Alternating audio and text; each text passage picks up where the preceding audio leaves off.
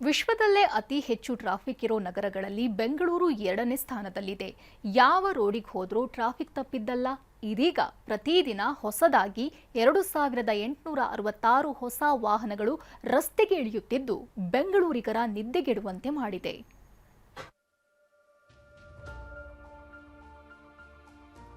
Traffic traffic traffic ಯಾವ ಹೊತ್ತೇ ಆಗ್ಲಿ, ಯಾವ ರಸ್ತೆಯೇ ಇರಲಿ, ಬೆಂಗಳೂರಿನಲ್ಲಿ ಟ್ರಾಫಿಕ್ ಅನ್ನೋದು ಮಾಮೂಲಿ ಆಗ್ಬಿಟ್ಟಿದೆ. ಟ್ರಾಫಿಕ್ನಿಂದ ಬೇಸತ್ತ ಬೆಂಗಳೂರಿಗೆ ಇದೀಗ ಮತ್ತೊಂದು ಶಾಕ್ ಕಾದಿದೆ.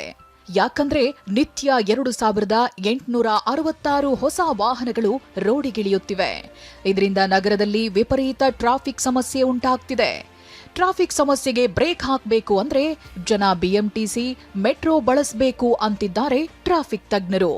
ಬೇರೆ ಅದರ್ ವೆಹಿಕಲ್ಸ್, ಕಾರು, ಬೇರೆ ಬೇರೆ ವೆಹಿಕಲ್ಗಳೆಲ್ಲ ಸೇರಿ 2,500ಕ್ಕೂ ಹೆಚ್ಚು ವೆಹಿಕಲ್ಗಳು ಪ್ರತಿದಿನ ರಿಜಿಸ್ಟರ್ ಆಗ್ತಿತ್ತು.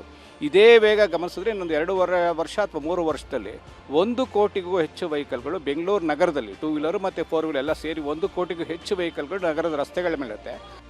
ರಾಜಧಾನಿ ಬೆಂಗಳೂರಿನಲ್ಲಿ ನಿತ್ಯ 1910 ಹೊಸ 2 ವೀಲರ್ಗಳು ರಿಜಿಸ್ಟರ್ ಆಗ್ತಿವೆ. ಇದರಿಂದ ಮುಂದಿನ 3 ವರ್ಷಗಳಲ್ಲಿ ರಾಜಧಾನಿಯಲ್ಲಿ ದ್ವಿಚಕ್ರ ವಾಹನಗಳ ಸಂಖ್ಯೆ 1 ಕೋಟಿ ದಾಟಲಿದೆ. ರಾಜ್ಯದಲ್ಲಿ ಒಟ್ಟು 3.40 ಕೋಟಿ ವಾಹನಗಳಿವೆ.